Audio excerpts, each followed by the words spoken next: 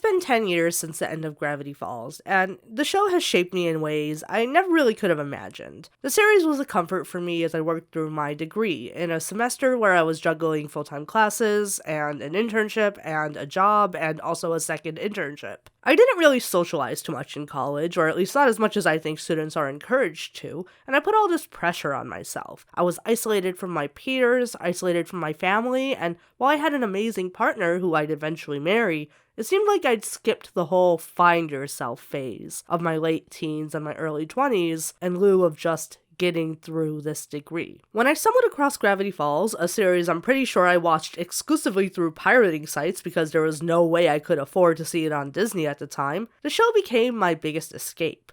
And as I sit here on the 10-year anniversary of the end of it all, I'm left wondering how to contextualize what it meant to me. And really, the only series I can think of that's comparable is the show Lost. Growing up, I'd been introduced to Lost by an uncle of mine. Yes, the same uncle who introduced me to my other special interests at the time. This man really shaped me into who I am today. R.I.P. man. But the Lost fandom was unlike anything I'd ever seen. Internet detectives gathering in forums to put together clues, analyze numbers. You can't imagine what it was like to be there. And I can't either. I wasn't really there. You see, I wasn't allowed unsupervised on the internet at the time, so I heard about it all through talks with my uncle, who was very active in these Lost forums, and who would excitedly pull them up on his laptop and explain them to me and the rest of my family, and his enthusiasm was contagious. I was captivated. This wasn't just a fandom, it was a movement. It was a celebration. It was a force of nature, a beehive unraveling secrets one by one. And little did I know that years later, I would find a space like this of my own. So here I am now, kind of sick, which is why I sound all nasally, and, staring at the set that I've made for my Book of Bill video, which is still in production and was supposed to be out last year, trying to get this video out in time for the anniversary of the finale. And we're gonna find out together if I made it. After making a very fun hobby talking about this series on the internet, I've realized that Gravity Falls is still not an easy thing for me to talk about in a single, all-encompassing way. On my first Gravity Falls video, I said this. Gravity Falls is my favorite show, if you couldn't tell. It isn't the best show, but by God, is it my favorite. And I stand by that. It's an amazing show, I love it. It's a fucking marvel of animation and background art and breadcrumb storytelling and rewarding curiosity, but it's flawed. The designs of its black characters have long been a fandom discussion. The confused ways it handles gender norms are sometimes contradictory. The weird treatment of the indigenous people in the area as a mystical plot device, the muddled handling of themes of abuse, and of course, the fact that the team behind the series apparently has an allergy to giving Wendy her own story. She's a main character. What do you mean you don't want to ruin her? First you gotta give her a story to ruin. Come on, man.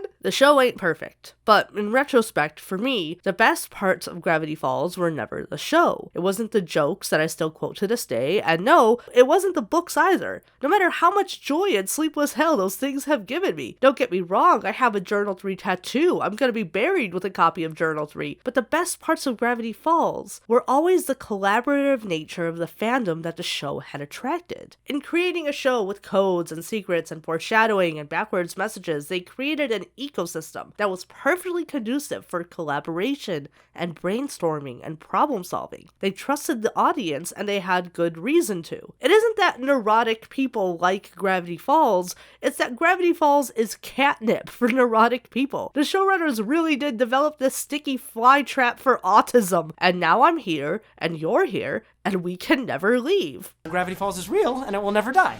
It's also a sticky trap for gay people. So much of my body of work on YouTube goes into untangling why this show's audience is so goddamn queer, myself included. Turns out, queer joy is stored in the found family, in the themes of isolation and othering, and how to figure out what manliness and other archetypes of gender mean for yourself. And this fandom is where I found the friend group network that I never really quite made in college. The people who I'd go on road trips with to see the Mothman statue in West Virginia, to go to the beach, to go to Confusion Hill, and so on and so forth. I found something in this show that's more important than the show. And when the series ended, I remember wondering how long it would take for the fandom to fade away, but it never really did. Enter the fan project era, and this is what I think exemplifies the best that this fandom had to offer. The show had built it, and we had come. It was like we'd all gathered in the desert for a UFO sighting, that we'd all read the clues they flashed in the stars, and we knew the date of their visit, and we waited for it, tinfoil hats and all, and the UFO showed up, and it was brilliant, and like nothing we'd ever seen before.